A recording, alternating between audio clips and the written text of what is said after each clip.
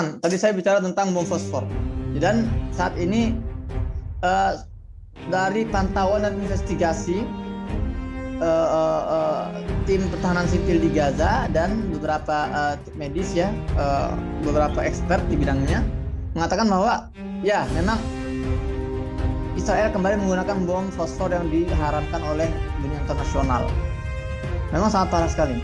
Dan juga selain menggunakan bom fosfor, mereka juga menggunakan senjata baru. Namanya itu apa? Saruh mujannahah. Saruh mujannahah. Jadi saruh ini artinya rudal atau misil. Mujannahah artinya itu bersayap. Bayangkan. Rudal itu teman-teman, kalau jatuh aja rudalnya ada aja tanpa sayap, jatuh itu sudah sudah sangat menimbulkan dampak yang sangat parah. Nah, beberapa cuplikan ya video-video amatir di Gaza itu menangkap ya gambar video-video bahwa sekarang rudal roket-roket pesawat itu ada sayapnya. Jadi itu menghujam. Getaran itu seperti apa? Seperti gempa bumi. Itu saya rasakan. Saya 10 tahun di Gaza. Saya merasa ini ada yang beda dengan gempuran kali ini. Serius. Itu bomnya di mana tapi getarannya benar-benar sampai ke rasa luar gitu. Bergoncang. Dan itulah yang juga mengakibatkan korban jiwa lebih banyak. Dan sekali serang itu bisa 10, 11 langsung yang meninggal tuh. Ya ada namanya saruh mujannahah. Dan ini juga setelah investigasi nyata ini buatan Amerika, saruh mujannahah ini. Jadi apa yang ingin saya sampaikan bahwa jalur Gaza ini setiap tahunnya, setiap kali ada eskalasi ini dijadikan ladang percobaan. Ada bom-bom baru dipakai di Gaza, ada gas-gas baru dipakai di Gaza. Ada metode-metode baru dipakai di Gaza. Dan inilah ya sangat memprihatinkan, dan masalahnya semua ini terjadi di depan miliaran kasat mata. Teman-teman, pada hadirnya Allah memuliakan ini kita sudah memasuki hari ke-9. Jumlah korban meninggal di pihak Gaza ini sudah 212. Sementara 61 diantaranya anak-anak, 36 diantaranya wanita, dan korban luka mencapai 1.400 ya. Dan kalau kita bicara tentang korban luka, ini bukan korban luka sembarangan. Ada yang matanya hilang, copot gitu kan, ada yang kepalanya itu benar-benar terpotong, ada yang ya antum tahu lah bagaimana korban-korban luka sebuah pertempuran ya. Benar-benar sangat menyedihkan sekali teman-teman. Dan dari statement terbaru yang disampaikan oleh Netanyahu hari ini, mereka mengatakan kita tidak akan menghentikan serangan, artinya masih berlanjut. Nah, teman-teman, saya ingin menyampaikan sesuatu. Kemarin ketika saya diwawancara oleh Iswan, mungkin teman-teman sebagian udah melihat ya videonya yang saya tampilkan di Instagram.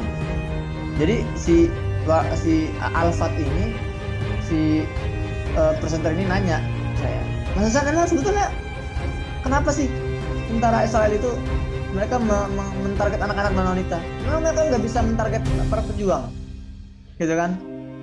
Saya bilang, ya jadi itu pertanyaan itu bukan pertanyaan Alfat doang, itu pertanyaan yang ditanyakan oleh banyak orang-orang media-media Yahudi.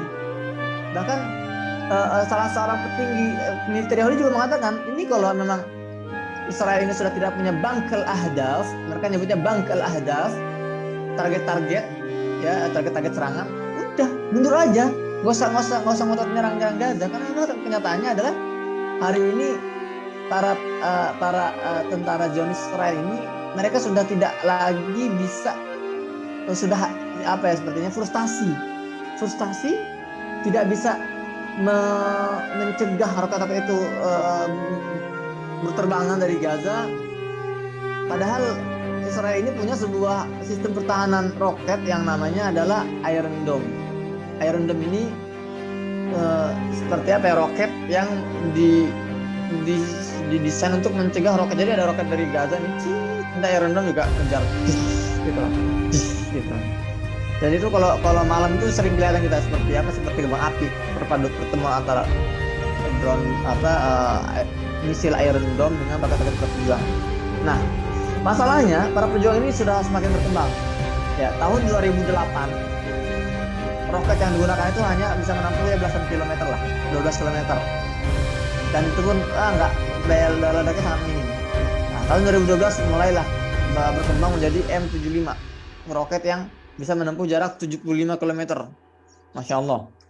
Itu namanya M75, itu M-nya adalah inisial untuk Dr. Muhammad Maqdamah. Maqdamah ini salah seorang ahli hadis, ya, seorang cendekiawan dan seorang mujahid di Gaza yang meninggal karena serangan militer Israel. Makanya namanya diabadikan dalam roket namanya M75. Kemudian tidak lama setelahnya para pejuang mengeluarkan roket namanya J80. J ini inisial dari Ja'bari, Ahmad Ja'bari, yang meninggal tahun 2014. Juga syahid karena dibom mobilnya. Kemudian juga keluar lagi 180, ya kalau nggak salah itu Yasin 180 yang bisa menempuh jarak 180 km. Yang terakhir teman-teman yang baru dikeluarkan oleh para pejuang beberapa hari yang lalu namanya Ayas 250. Jadi ini bisa menyentuh bisa menempuh jarak 250 km. Masya Allah, memang sangat luar biasa sekali, dan itu memiliki daya ledak yang sangat besar. Teman-teman, ada yang banyak bertanya, Mas Husen, gimana sih kenapa sih kita nggak pernah mendengar korban-korban jiwa dari pihak Israel, ya kan? Yang kita dengar selalu korban jiwa dari pihak Palestina, ya, setiap hari bertambah. Ini apakah para pejuang ini nembakin roket nggak kena apa gimana sih, gitu kan? Nah teman-teman, sejauh ini yang diakui oleh Israel itu sudah lebih dari 10 ya korban jiwa yang mati. Sementara korban luka sudah 200 lebih di pihak mereka. Itu yang diakui. Tapi para pejuang Gaza ini sudah paham lah cara bermain mereka. Mereka itu, para orang Israel ini anti sekali mengungkapkan kebenaran. Mereka senang menggonta-ganti fakta. Jangankan fakta masalah korban tewas, Al-Quran aja Taurat aja kan mereka ubah-ubah tuh isinya jadi Talmud, ya kan? Apalagi masalah pemberitaan seperti ini. Kenapa? Kalau terbongkar jumlah sesungguhnya yang mati di pihak Yahudi itu bisa shock, bisa meluluhlantakkan semangat para tentaranya. Itu bisa menimbulkan histeria di kalangan warganya. Jadi mereka, ya, misalnya korban luka 60 hanya mengatakan, kalau meninggal misalnya 60 hanya mengatakannya 15, 13, seperti itu sudah biasa. Nah, nanti ujung-ujungnya setelah waktu berlalu, ntar baru ada kabar-kabar yang beredar bahwa korban meninggal tewas sesungguhnya bla bla bla dan sebagainya gitu loh. Sementara di Gaza nggak seperti itu. Di Gaza ini transparan aja, korban meninggal sekian, ya saya katakan sekian. Nggak ada istilah menyembunyikan angka, enggak. Kenapa? Karena nggak mungkin jumlah korban yang jatuh di Gaza ini tidak akan membuat warga Gaza ini semakin down. Tuh suara tank baja tuh jelas sekali. Nah, nggak akan membuat mereka semakin down, tapi malah semakin memotivasi. Seperti itulah di Gaza. Ya, nah, saya kemarin berbicara di live bersama Ustaz Hidayat tentang, ya teman-teman, tolong jaga wudhu kalian, mulai saat ini. Kalau ini sebetulnya apa ya? Sebetulnya kata-kata apa sih, saya lupa bahasa Indonesia itu. Seperti kata-kata analogi. Ya itulah istilahnya penyemangat lah. Kata ini saya nggak tahu siapa yang nulis. Saya baca di sebuah postingan di orang-orang Palestina nulis, wahai warga Palestina, jaga wudhu kalian. Kalau kalian batal wudhu lagi. Kenapa? Karena kemungkinan besar Al-Aqsa akan bebas dalam waktu dekat. Ya, dan ini benar-benar bukan semata-mata saya jempol. Teman-teman mungkin tahu, saya sudah sering membahas beda antara Gaza dengan tepi barat.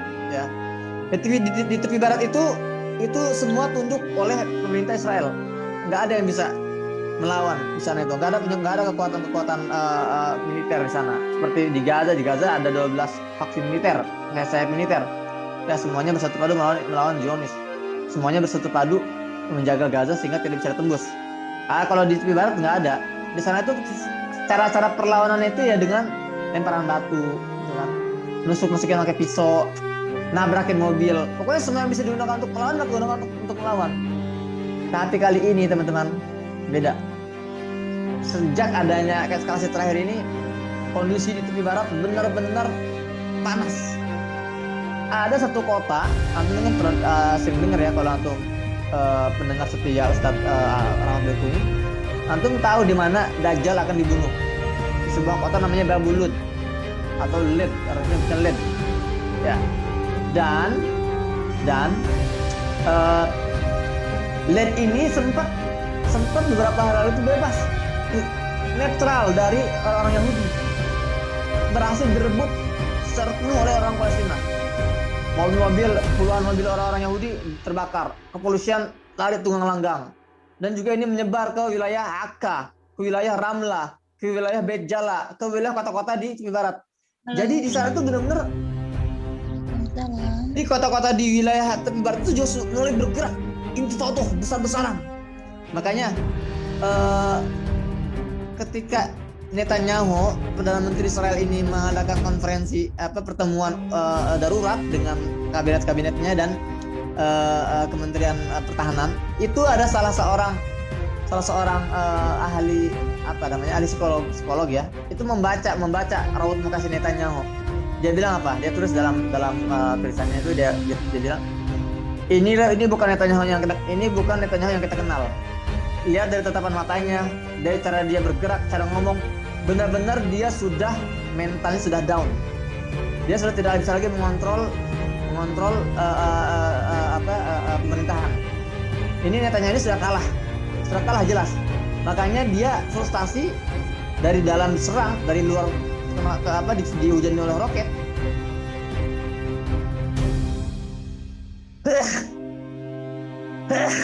Alhamdulillah nggak perlu pakai masker ya, distancing.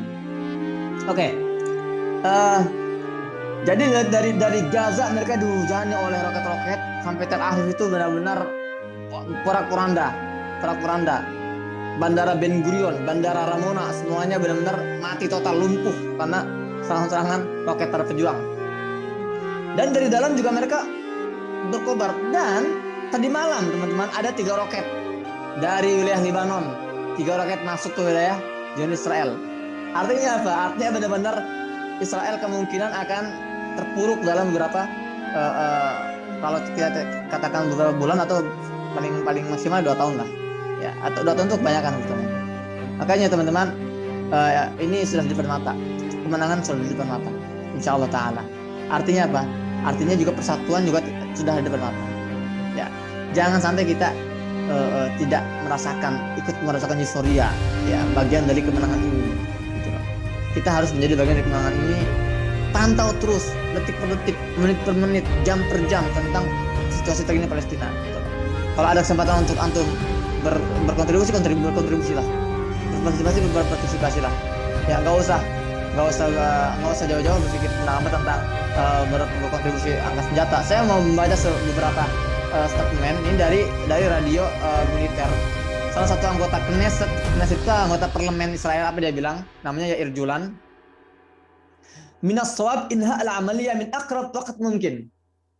Kata si anggota parlemen ini, dia bilang yang benar itu sesegera mungkin harus berhenti ini serangan ini. Itu orang Yahudi yang ngomong ya. Serangan ini harus berhenti. Kenapa? Innani la ara al-katsiri min al-mazaya fi istimrar al-amaliyah di Gaza. Karena saya nggak melihat adanya sesuatu yang baru ya dalam serangan-serangan ke Gaza. Sangat konvensional. Meskipun dikatakan Yahudi itu teknologinya sangat luar biasa, tapi mereka percuma. Mereka nggak bisa menembus pertahanan Gaza. Nggak punya hal baru. Kullu bid'a sanawat nakhudu muwajahat askariyah amam Hamas wa kullu amaliyat tumassil tahdiran lil amaliyat taliyah. Hadhihi siyasah la fa'idah minha lam yajid ila hal da'i mustaqim. Dia bilang setiap beberapa tahun sekali kita turun bertempur dengan Hamas, Tapi pada akhirnya kita nggak pernah bisa menangkan, selalu kalah, dan kita harus memiliki solusi yang tetap, solusi yang permanen, dia bilang kan. Nah kemudian kata Qaid al-Jabha ad-Dakhiliyah al-Israiliyah, Uri Gurdin, ini pimpinan pasukan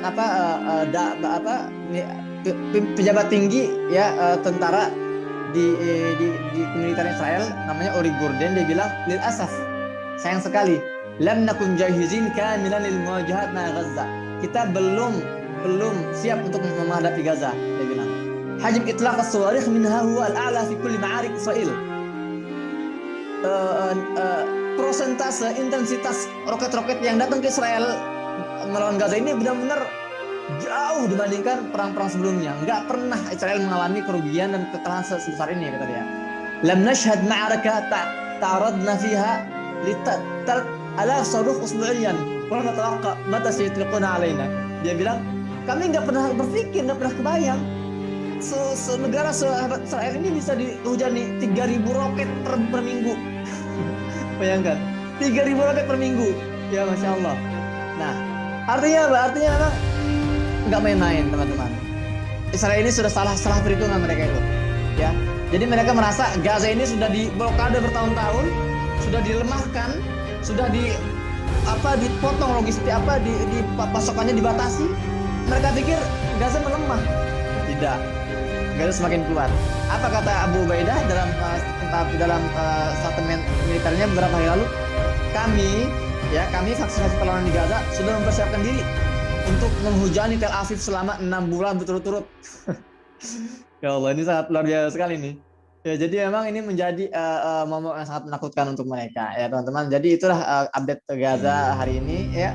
Yang pasti saat ini Gaza masih mendapatkan gempuran dari udara, dari darat, dan dari laut, ya.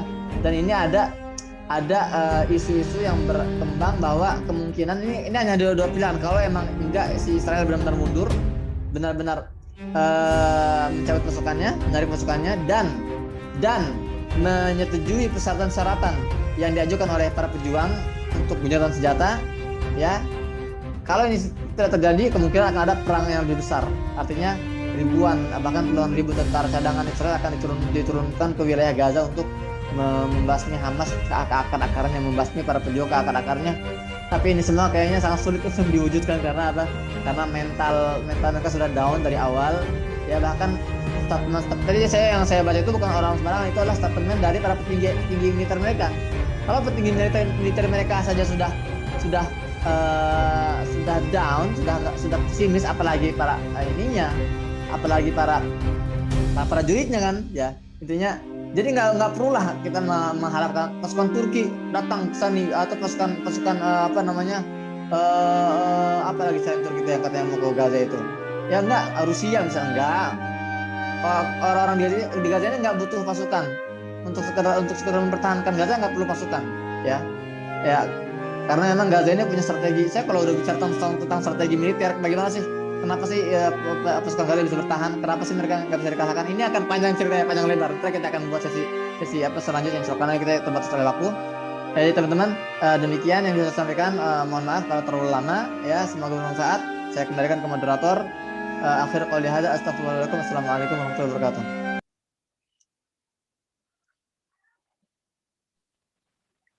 Waalaikumsalam warahmatullahi wabarakatuh. Ya teman-teman, itulah pemaparan atau update Gaza. Yang pertama disampaikan oleh Ustadz Muhammad Hussein Gaza. Masya Allah sekali ya.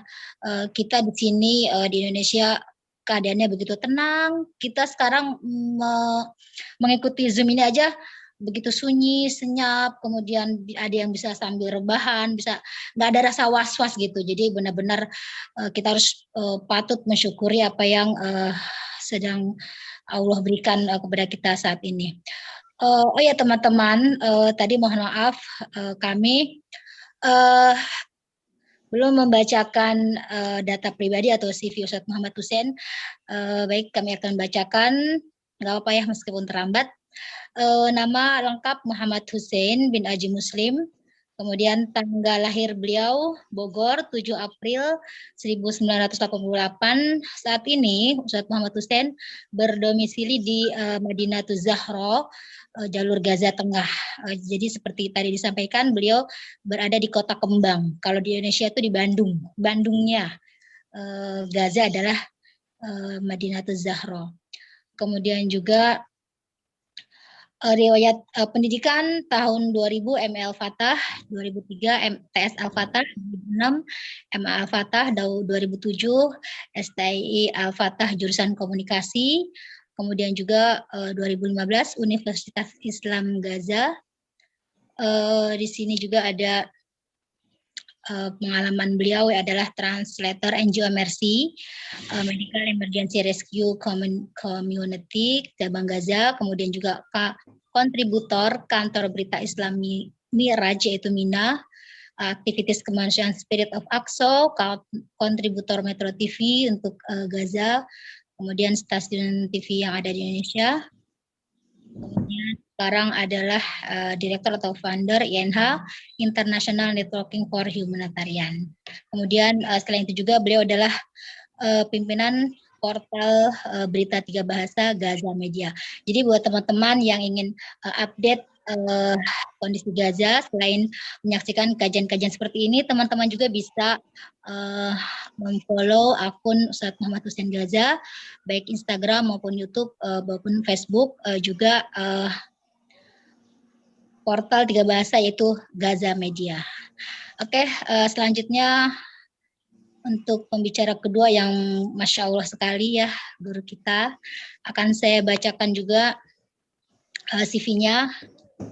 Bismillahirrahmanirrahim. Oke.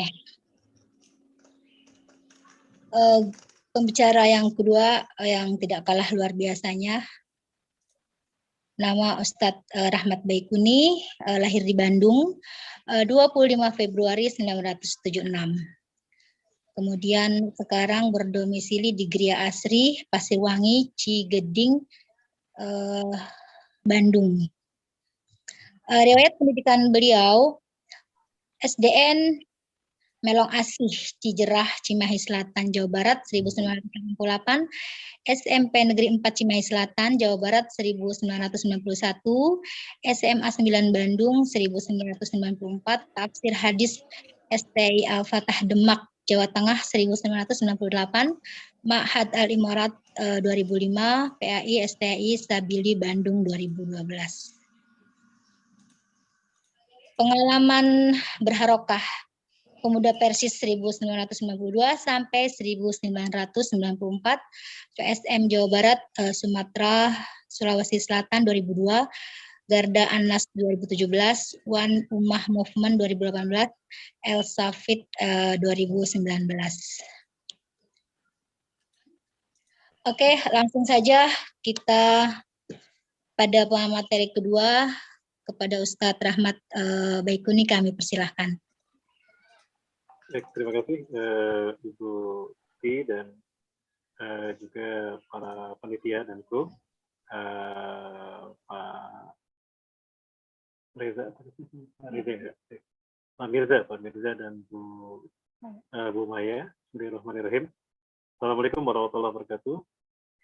Alhamdulillahilladzi hadana li hadza wa ma kunna linahtadiya laula an hadana Allah. Laqad ja'at rabbina bil haqq wa nudu antilkum jannatu uristum bima kuntum ta'malun. Asyhadu an la ilaha illallah wa la syarika lahu wa asyhadu anna Muhammadan abduhu wa rasuluhu la nabiyya ba'da. Allahumma shalli wa sallim ala habibina wa nabiyyina Muhammad ibn Abdillah wa ala alihi washabihi wa mawala. Puji dan syukur hanya kepada Allah Subhanahu wa taala pada kesempatan sore hari ini waktu Bandung dan juga waktu siang hari waktu Palestina, waktu Gaza. Dan alhamdulillah beberapa wilayah sudah memasuki maghrib di Indonesia Timur. Saya bersyukur pada Allah Subhanahu wa taala mendapatkan kesempatan yang sangat mulia ini, bisa bertemu dengan hamba-hamba Allah pilihan, khusus juga bisa bertemu dengan sahabat saya, ya bahkan juga guru saya sebetulnya ya, Ustadz Muhammad Hussein dari Gaza langsung. Ini kesempatan yang ditunggu-tunggu oleh saya bisa beraudiensi dengan beliau. Terima kasih kepada panitia dan juga terima kasih pada Bu Maya, terima kasih pada INH International Networking for Humanitarian yang telah ikut berkontribusi dalam membawa nama harum Indonesia umumnya untuk mewujudkan tanggung jawab kita sebagai muslim dan tanggung jawab kita serta cita-cita luhur kita untuk menjaga dan menciptakan perdamaian dunia. Kami dari Bandung, Jawa Barat mewakili saudara-saudara kami dari seluruh Indonesia yang hadir, subhanallah. Banyak ya, dari Balikpapan, Palangkaraya, Cilegon, Cianjur, Garut, Tasik, Depok, Surabaya, Jakarta, Tasikmalaya, Garut, Kalimantan Barat, Medan, Sumatera Barat, bahkan dari Swiss, Eropa juga ada hadir. Ini tidak bisa saya sebut satu-satu semuanya, Cicalengka semuanya, mohon maaf, ini seluruh Indonesia hadir. Semoga Allah berikan berkah pada antum sekalian, dan juga Allah SWT bukakan pintu surga bagi mereka yang syahid di Palestina, Gaza khususnya, yang saat ini sedang dizolimi oleh bangsa Zionis Yahudi, ya kita sebut Zionis Yahudi, yang sedang melakukan upaya terorisme.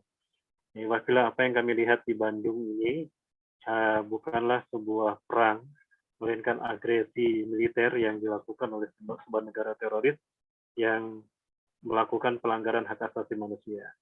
Yang sangat disayangkan sekali, ini tidak ada hukuman sekalipun dari PBB sebagai Badan Perdamaian Dunia, sebuah negara yang mestinya mereka dihukum atas kejahatan berdarah mereka dalam roadmap mereka to Yerusalem. Apa yang dilakukan Zionis Yahudi ini merupakan sejarah panjang mereka berdarah-darah di muka bumi yang melakukan kezaliman bertubi-tubi, kerusakan yang bertubi-tubi. Pertama, mereka melakukan okupasi, perampasan wilayah milik kaum muslim Palestina. Yang kedua, mereka melakukan pertumpahan darah, pembantaian, genocide kepada umat Islam, khususnya Palestina di sana, ya, baik di jalur Gaza, Gaza Strip ataupun di West Bank, ya. Bukan hanya di jalur Gaza, di West Bank pun mereka melakukan itu di tepi barat. Bahkan saya sendiri pernah mendengar dan menyaksikan bagaimana secara langsung mereka melakukan pembantaian di West Bank. Ketika kami berkunjung ke beberapa wilayah di West Bank ya beberapa tahun kebelakang. Dan juga saya mendoakan kepada Ustaz Muhammad Hussein. Saya mendoakan kepada Ustaz Muhammad Hussein dan keluarga, mudah-mudahan sehat selalu di dunia Allah SWT. Allah memberikan perlindungan yang terbaik dari para sahabat sekalian yang ada di Palestina. Dan bagi mereka yang korban luka, semoga Allah berikan kesembuhan dan pahala kesabaran bagi antum sekalian.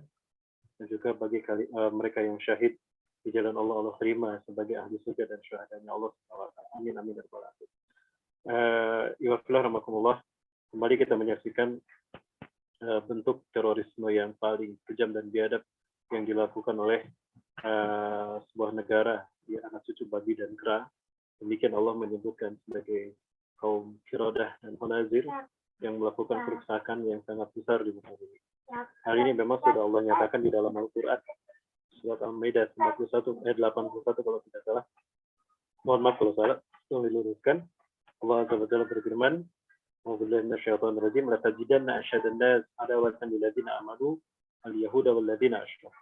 Ya. Sungguh kamu akan mendapati, ya, menggunakan lam taukid dan nun taukid sakilah. Sungguh, artinya pasti kita dapati satu bangsa yang sangat besar kebenciannya kepada orang-orang beriman, yaitu bangsa Yahudi dan orang-orang musyrik. Nah, disebut bangsa Yahudi, mereka adalah sebuah komunitas bangsa yang mengklaim mereka keturunan dari Yehuda. Ya, Yehuda adalah anak laki-laki dari istri yang pertama Nabi Yakub alaihissalam. Nabi Yakub punya 4 istri. Ada Ya'la, istri yang pertama punya 6 anak laki-laki. Ada Robin, ada Zabulon, ada Yehuda. Ya, dan juga dari istri yang kedua punya 2 anak laki-laki. Istri yang kedua adalah Rachel, ya, melahirkan Nabi Yusuf dan Benyamin. Kemudian ada Zulfa dan Balha, kedua-duanya adalah kahit yang sudah ditikah, melahirkan masing-masing 2 anak. Sehingga lengkap keturunan Nabi Yakub ini 12 orang laki-laki. Mereka disebut juga Bani Israel. Israel ini adalah gelar Nabi Yakub alaihissalam. Jadi ketika kita menyebutkan bangsa ini, jangan kita namakan, jangan kita sebut Israel. Itu gelar Nabi Yakub alaihissalam. Ketika kita mengatakan ganyang Israel terkutuk Israel, berarti yang kita sebut adalah Nabi kita, Nabi Yakub alaihissalam, Nabiullah alaihissalam. Kemudian kita sebut saja Zionis Yahudi. Karena yang sedang melakukan ini bukan semata-mata orang Yahudi juga, karena ada juga orang Yahudi. Ya, mohon maaf, suara saya sekarang cukup? Pak Istiqomah, suara saya cukup sekarang? Oke, terima kasih Pak Mirza. Jadi mereka ini sebuah bangsa yang mengklaim diri bernama Yahudi karena pertama dinisbatkan pada anak putra dari Yakub Yehuda, dan juga ada yang mengatakan karena mereka selalu yatahawad, menggerak-gerakkan badan mereka ketika membaca kitab mereka, ya. Ya, Talmud, ya. Kemudian mereka juga mengklaim sebagai bangsa yang apa ya? Ya intinya dari kata-kata itulah mereka disebut Yahudi.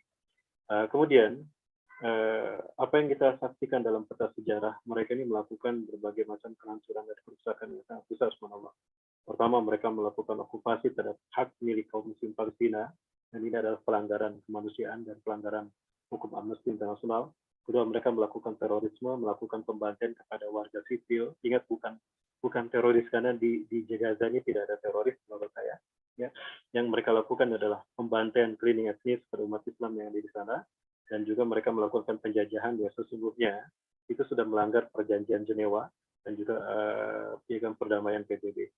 Dan juga apa yang mereka lakukan ini merupakan tindakan terorisme oleh sebuah negara kepada rakyat sipil. Karena yang mereka bantai bukan teroris, yang mereka bantai adalah rakyat sipil yang tidak berdosa, lebih anak-anak. Saya masih mengingat betul dan saya simpan datanya bagaimana mereka melakukan pembantaian di Sabra Sapila. Bayangkan 3 hari itu 3.600 orang mereka nyawa. Artinya dalam sehari mereka membantu 1.600 orang. 1.200 orang. Itu di Sabra Sapila. Dulu pada abad pertama kali mereka datang. Kemudian di bulan Ramadan, ya di bulan Ramadan 2015 atau 2018, saya lupa lagi. Mereka melakukan pembantaian di bulan Ramadan, ya 3 pekan berturut-turut, 1.250 orang meninggal dunia karena pembantaian ini di Gaza, dan 750 itu anak-anak yang berkorban jiwa. Nah kemudian ini semua merupakan bentuk kekejian mereka dan roadmap berdarah mereka. Namun sayang sekali PBB bungkam seribu bahasa, karena memang PBB adalah instrumen politik Yahudi untuk membungkam umat Islam dunia, terutama di Timur Tengah, agar mereka punya penguluran waktu sehingga melakukan pembantaian etnis seperti itu. Ya. Para Allah Subhanahu wa Ta'ala. Dari sekian banyak resolusi PBB, memang PBB mengeluarkan, tapi satu pun tidak ada yang diwujudkan dalam bentuk hukuman, ya hukuman kepada bangsa Yahudi. Maka saya menyuruh kepada para tokoh di seluruh dunia, khususnya di Indonesia, para ulama, untuk mendesak pertama PBB agar menghukum bangsa Yahudi, ya memberikan embargo politik, embargo ekonomi pada bangsa Yahudi, kemudian juga memberikan hukuman pada mereka secara langsung. Yang ketiga kepada negara-negara Islam, yang kedua kepada negara-negara Islam, menyerukan untuk bangkit berjuang membela pertama umat manusia yang bernama Palestina Gaza, yang kedua membela umat Islam. Ini hukumnya wajib, sama sekalian. Jangankan ribuan para muslim umat Allah, dan jangankan melihat dengan mata, terdengar aja satu orang itu Rasulullah sudah melakukan baiat ridwan. Saya menolak lupa ketika Rasulullah SAW ingin melaksanakan ibadah haji bersama kaum muslim para sahabat tadi itu, mereka bingung ketika mau masuk. Ya, ini mohon maaf suaranya kalau menurut panitia sudah bagus ya, tapi katanya ini kecil oleh para jemaah. Mohon maaf. Pak Mirza, suara saya bagus? Bagus Ustaz. Ini sepertinya dari setting perangkat dari partisipan. Kalau di kita jelas. Oke. Mohon maaf, ini mungkin yang di sana ya, yang di sananya yang tidak. Baik, penomornya kita lanjutkan. Iwafillah rahmatullah. Sampai mana tadi saya lupa lagi. Ya. Embargo ya Ustaz. Nah, harusnya dunia ya meminta kepada PBB melakukan embargo politik dan ekonomi pada Yahudi, pada Yahudi Zionis ini, negara Yahudi Zionis ini, supaya mereka gerak dari apa yang mereka lakukan ini. Karena mereka melakukan tindakan terorisme. Profesor Edward Herman dari Wharton School of Business mendefinisikan bahwa terorisme itu adalah satu kejahatan yang dilakukan oleh sebuah negara atau sebuah kelompok kepada rakyat sipil dengan tujuan-tujuan politik. Ya. Ini apa yang dilakukan oleh Israel ini sudah merupakan oleh Yahudi, mohon maaf, oleh bangsa Yahudi ini adalah sebuah tindakan terorisme yang tidak bisa ditolerir. Ya, Kemudian kepada para pemimpin dunia Islam, saya menyerukan untuk bersatu, menyelamatkan nyawa kaum muslimin di sana dan menciptakan perdamaian di dunia. Nah, kenapa demikian? Ini Rasulullah SAW ketika akan memasuki kota Mekah untuk melaksanakan ibadah haji. Ketika itu jumlah kaum muslim sudah 10.000 orang. Maka kemudian Rasulullah berpikir kalau kita masuk tanpa pemberitahuan, nanti dikira kita akan melakukan agresi, akan menyerang Mekah. Maka kemudian disetujuilah bahwa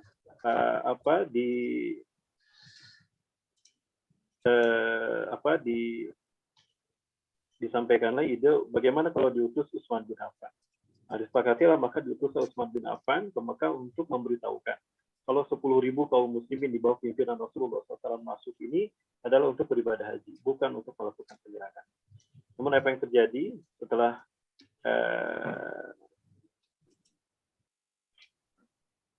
kemudian ternyata berita yang sampai pada Rasulullah SAW adalah bahwa Utsman bin Affan terdengar, statusnya terdengar dibunuh. Rasulullah SAW mendengar Utsman bin Affan dibunuh. Ya, kemudian Rasulullah SAW belum melihat jasad Utsman bin Affan. Maka apa yang terjadi? Demi membela seorang Utsman yang terdengar, statusnya terdengar dibunuh, maka terjadilah bai'atul ridwan. Rasulullah mengambil sumpah setia 10.000 orang para sahabat untuk menyerang Mekah, menghukum penduduk Mekah yang telah membunuh Utsman bin Affan. Sayangkan cuma seorang Utsman bin Affan, dan itu statusnya terdengar. Rasulullah SAW tidak melihat jasad Utsman bin Affan radhiyallahu anhu.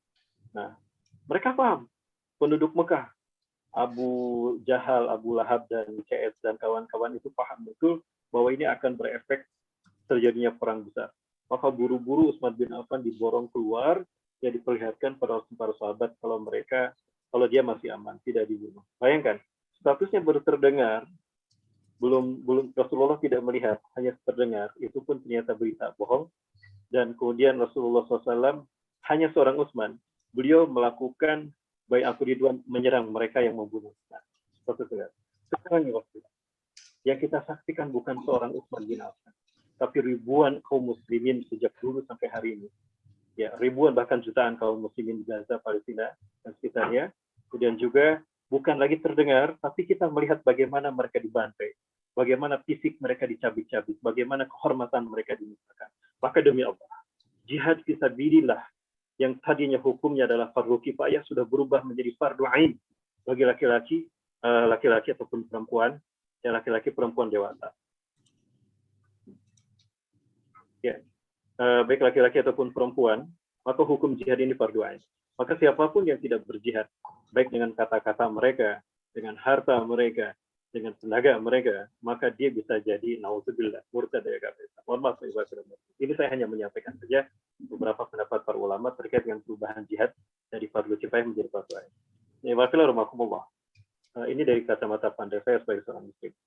Nah, maka Rasulullah SAW saja bayangkan memobilisasi pasukan para sahabat untuk menyerang Mekah yang telah berani membunuh Utsman bin Affan, seorang Utsman, dan itu statusnya terdengar.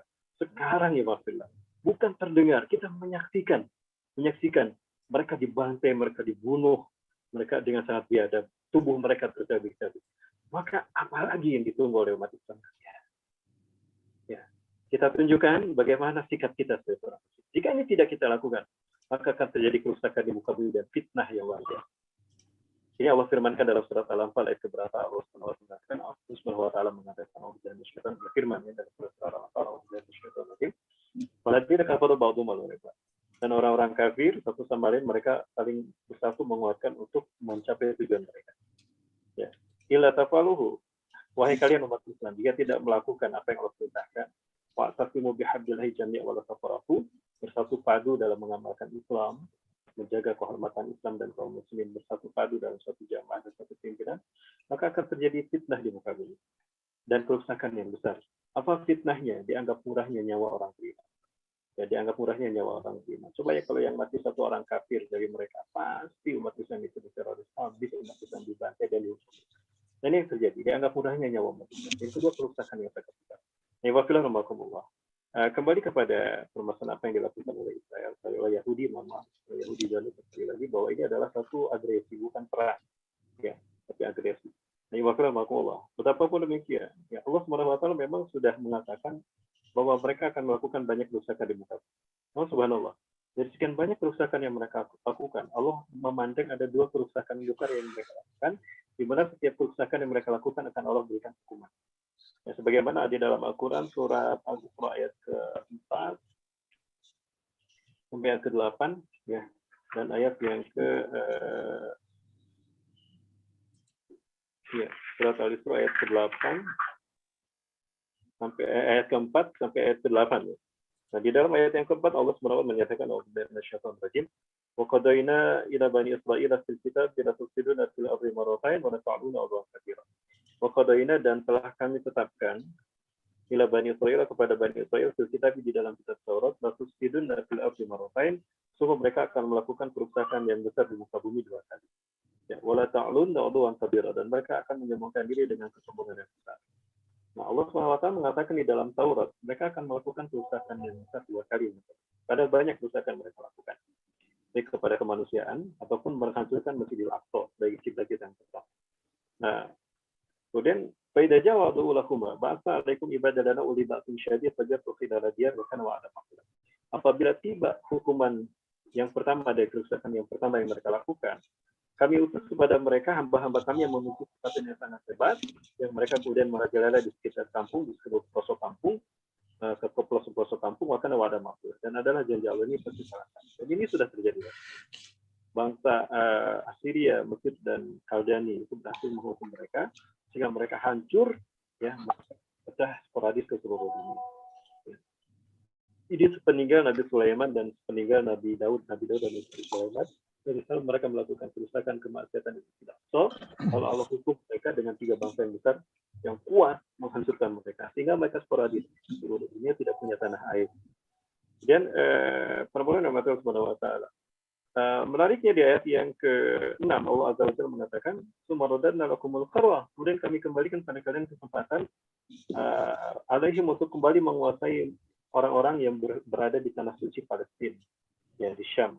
Wa amdadnakum bi amwali wa banin, dan kami menguatkan kalian dengan harta yang banyak dan pasukan dan keturunan yang banyak pula. Wa ja'alnakum aktsara nafira, dan kami jadikan kalian sebagai bangsa yang banyak, ya, yang besar.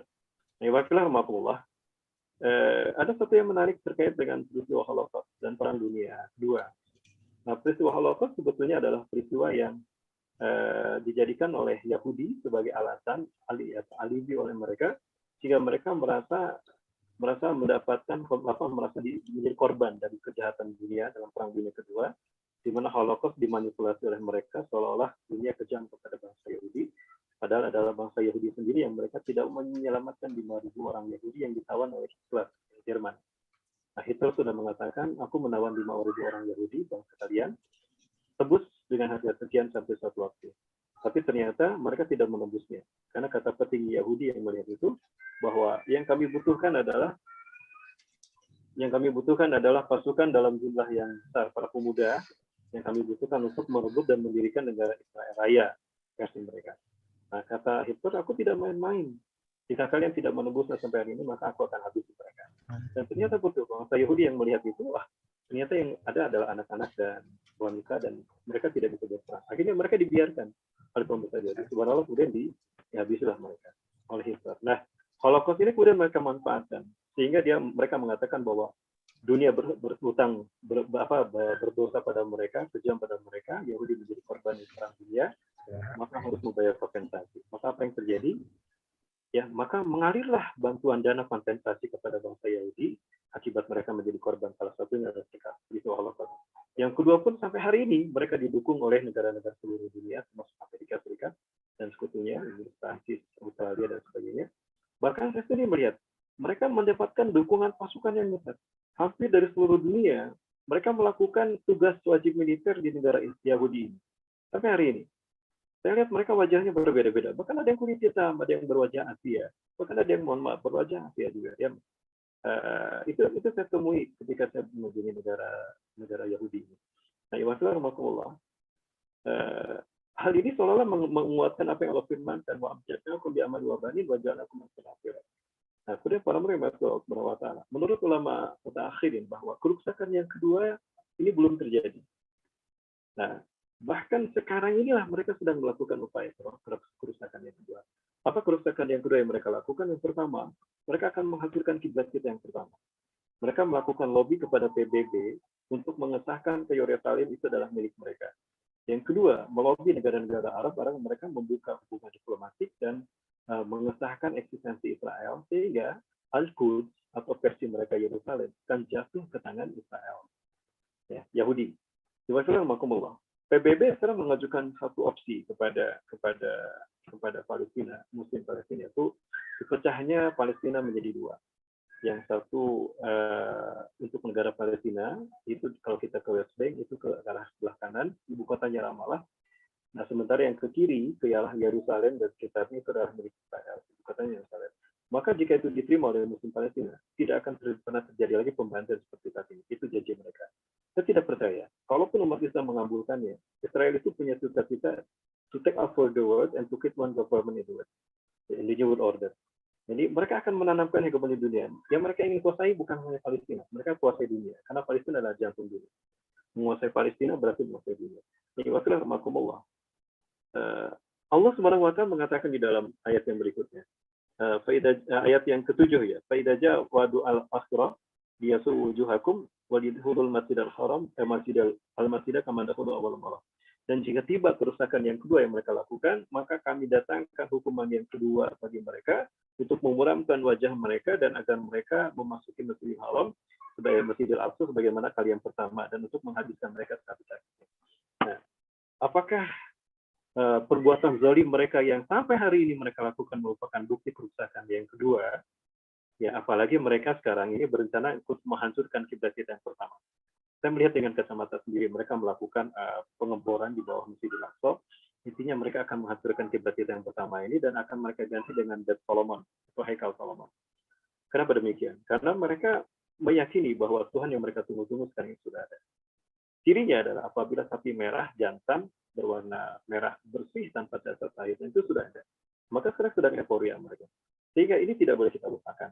Tanpa ada perlawanan dan tanpa ada sebab pun, mereka akan terus melakukan upaya genosid, menghabisi Muslim Palestina dan akan menguasai Masjidil Aqsa. Ini yang Allah kemukakan di dalam Al-Quran. Maka ini tidak boleh kita lupakan.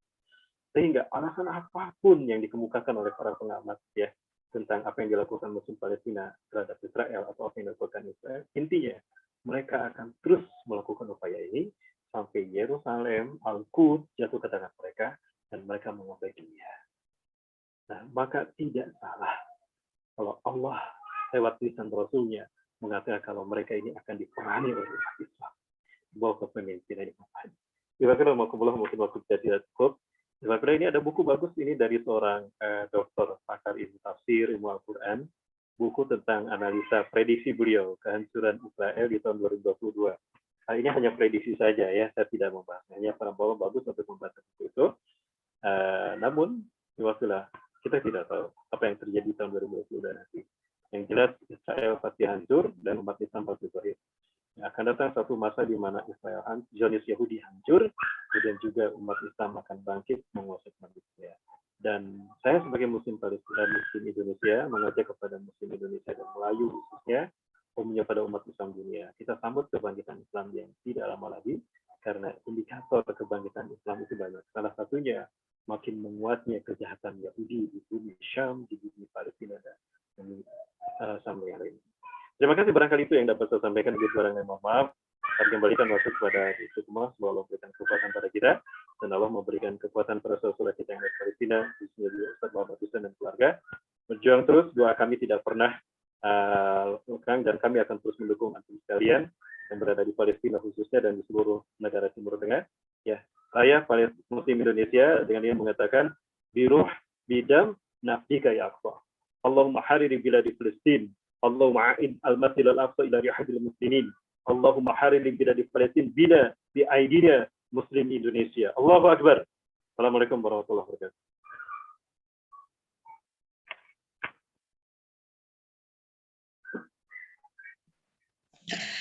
Alhamdulillah, jazakallahu khairan kafir kepada Ustadz Rahmat Baikuni. Benar-benar ilmu yang sangat bermanfaat juga membuat kita bertambah wawasan sehingga Semoga kedepannya kita menjadi hamba-hamba Allah yang benar-benar mengamalkan agama Islam dan kita menjadi bagian dari perjuangan Palestina. Karena waktu sudah menjelang maghrib ya, kita saat ini tidak ada sesi tanya jawab, namun langsung kita doa bersama untuk doa ini kita sama-sama akan dipimpin oleh Ustadz Rahmat Baikuni sekaligus menutup pertemuan kita pada sore hari ini. Saya selaku MC Istiqomah mengucapkan jazakumullah, mohon maaf apabila ada kata-kata yang kurang berkenan karena semua kesalahan itu datang dari kami dan setiap kebaikan itu dari Allah. Wassalamualaikum warahmatullahi wabarakatuh. Baik, terima kasih. Karena mohon maaf ini tidak ada tanya jawab ya, mungkin bisa lewat online nanti. Lewat channel YouTube-nya Muhammad Hussein Gaza, Ustaz Muhammad Hussein, ataupun lewat Instagram beliau, ataupun lewat akun Instagram dan INH sudah pada saya.